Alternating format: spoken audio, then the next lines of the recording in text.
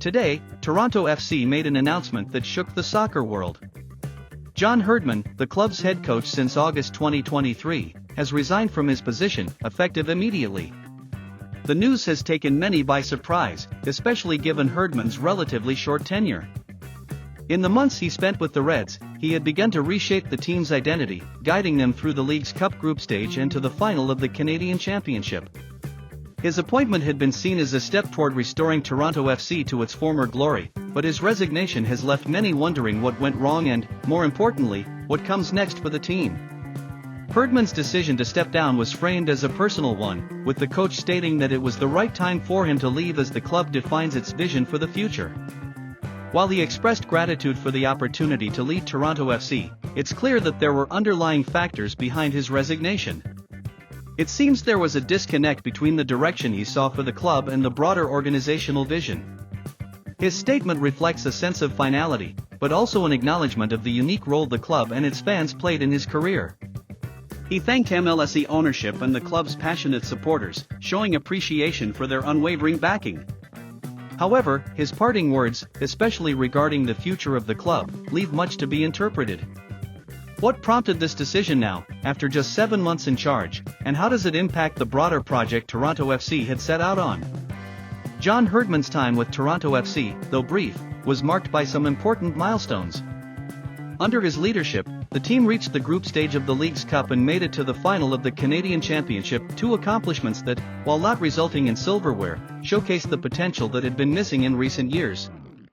His tenure was, without a doubt, a period of transition. The team had been struggling for consistency, and Herdman's tactical approach was seen as an opportunity to steer the ship back toward the top of MLS. However, as results failed to match the high expectations placed on him, the pressure increased, and the underlying friction within the club became more evident. Was the transition taking longer than expected? Did Herdman feel that his vision could not be fully implemented given the direction the club was heading? These questions remain unanswered, but it's clear that the resignation marks the end of one chapter for Toronto FC and the beginning of another. During his time at the helm, Herdman's leadership was instrumental in reviving some of Toronto FC's core strengths. His emphasis on tactical discipline and fostering a strong, cohesive team spirit was evident, even though the results on the field didn't immediately reflect this. The team was competitive, and while it fell short of major victories, there were signs of improvement, particularly in the defensive organization and tactical setup. The appointment of Herdman had been a beacon of hope for fans who had watched their team falter in the years since their MLS Cup victory in 2017. Many had hoped that his success with the Canadian national team would translate to success at the club level, and while that wasn't fully realized during his tenure, there were clear moments of growth.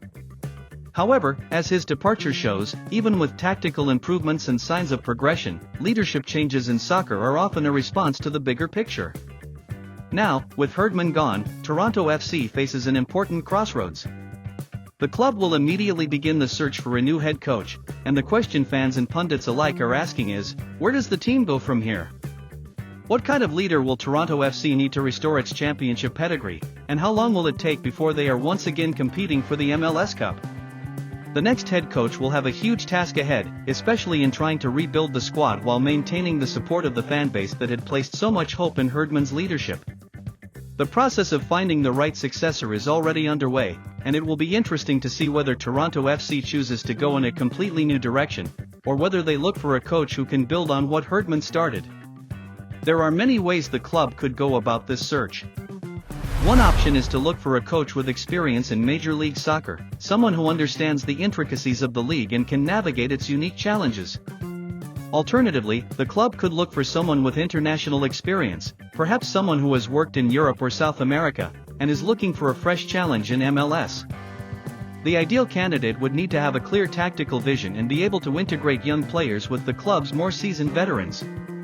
The next coach will need to bring stability and a clear strategy, one that can align with Toronto FC's long-term goals and aspirations. Of course, this situation isn't just about finding a coach. The new manager will also need to work with the existing roster, a squad that has underperformed for several seasons.